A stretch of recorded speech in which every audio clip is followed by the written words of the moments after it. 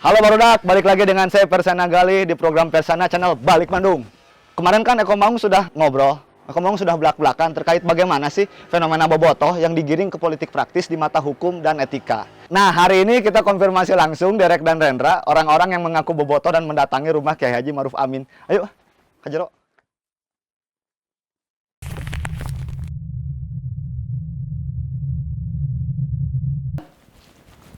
Halo Kang Rendra. Apa kabar? Akhirnya ketemu juga Gimana? Gini, Barudak. Jadi sebelumnya saya udah ngehubungi Kang Heru. Terus kata Kang Heru udah chatting sama Kang Heru, lalu kata Kang Heru banyak teman-teman yang lain juga yang bisa berbicara dan Kang Heru keberatan untuk berbicara, tapi kami tidak kecewa karena ada Kang Rendra. Sama pentingnya. Kalau pentingan Pak Heru lah. Pak Heru itu Maharaja Piking, jadi dia jauh lebih penting daripada saya. Jadi apapun kata Pak Heru, Ya. itu kata Kang Hendra juga. Enggak juga Kang sih Hendra sebenarnya, juga. saya ikut Pak Heru aja. Gitu. Saya mah kan makmumnya Pak Heru di organisasi ya, imam saya. Oh. Sejak tanggal 2 Januari, Rabu, nama Akang teh bener-bener hype di media sosialnya. Rendra cenah di mana-mana. Waktu itu ada pertemuan bobotoh Jokowi ke kediamannya Kiai Haji Maruf Amin waktu itu. Itu jadi ramai dan saya hanya ingin bertanya sih, kita tuh hanya ingin balik Bandung hanya ingin ngobrol gitu. Bagaimana sih Kang sebenarnya awal mula Akang berangkat ke Jakarta untuk bertemu Pak Kiai? Oke, ini banyak ya, maksudnya saya mau sedikit cerita. Saya cerita dari awalnya gitu kan, dari awalnya kenapa sih ke rumah Kiai Maruf. Waktu itu memang saya kebetulan diperintah langsung oleh Heru Joko ketika itu kan, Pak Heru. Tapi saya mau ceritanya dari kenapa sih mesti ke situ gitu kan. Ya. Jadi ini adalah sebuah perjuangan Kang. Perjuangan dalam artian kita tahu Liga musim lalu kita sangat dicurangi, diliciki oleh mafia bola.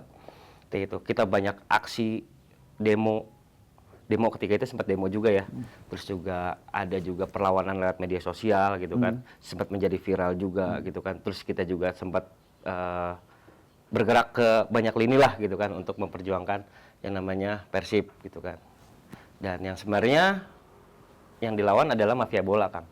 Jadi gini, ceritanya ketika kita sudah mentok dalam artian bagaimana caranya menyelamatkan Persib dari keganasan tuh mafia bola gitu kan, kelicikan mafia bola. Yang kita lawan itu bukan orang-orang kecil Kang. Maksudnya mafia bola itu sudah menjadi gurita besar.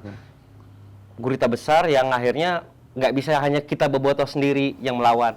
Dan ketika itu saya bersama teman-teman di Viking, terus ada beberapa bobotoh di luar Viking juga. Gimana caranya seperti ini gitu kan. Kita nggak bisa nih cuma ngelawan lewat demo, viral di medsos, gitu kan. Untuk memukul gajah, menjatuhkan gajah, kita kancil harus pakai gajah juga gitu kan. Mafia bola ini gajah? Ya, mafia bola ini gajah. Besar. Mafia bola ini besar lah gitu kan. Punya akses yang bagus, banyak ya kan. Sedangkan ya kita bobotoh terbatas lah, mas, dalam artian ya kita juga bukan orang besar juga gitu kan. Ya rakyat biasa lah gitu kan. Nah ketika itu saya sama teman-teman gimana caranya nih gitu kan. Persib disanksi 1 tahun gitu. Nggak bisa hiburan kita diambil. Pedagang-pedagang kecil juga di stadion juga yang banyak bergantung sama Persib juga kena dampaknya juga gitu kan waktu itu kan. Dampak ekonominya maksudnya? Ya, dampak ekonominya gitu kan. Setelah kita analisa, coba, berarti kita harus punya yang namanya itu sebuah power nih.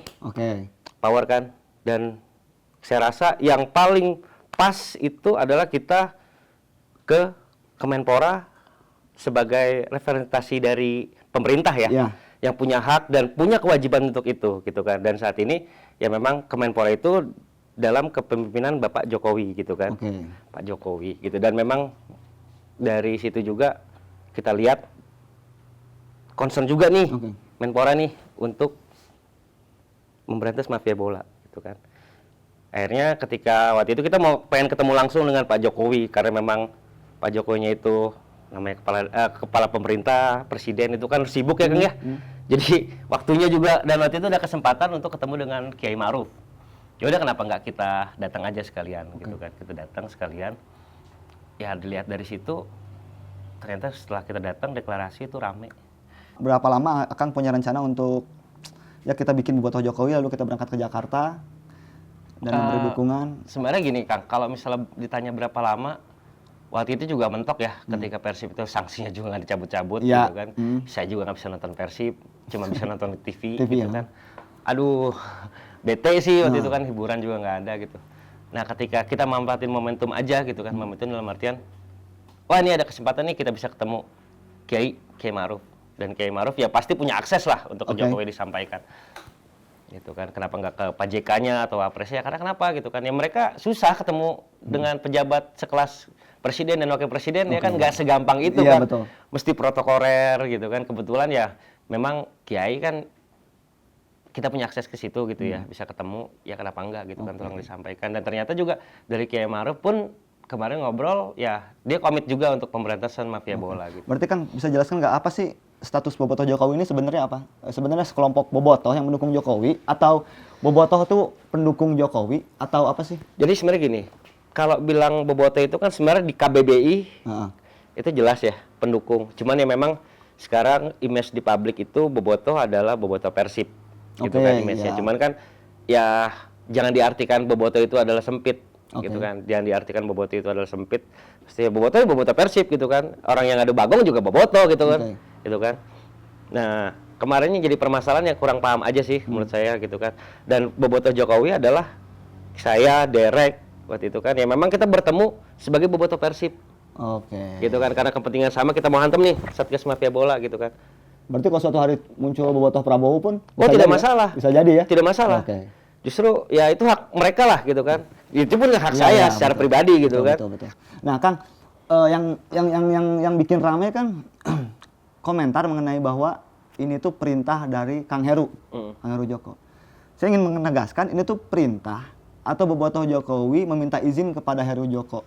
Karena secara logika Kang Heru juga saat ini jadi salah satu bagian dari Partai Nasdem ya, di mana Partai Nasdem itu tergabung di Koalisi. ya. Jadi bagaimana sih sebenarnya apa logikanya? Sebenarnya gini ya, tetap sama saya bilang tadi. Kepentingan bobotoh Jokowi adalah mendukung Jokowi untuk menghantam mafia bola. Oke. Gitu kan.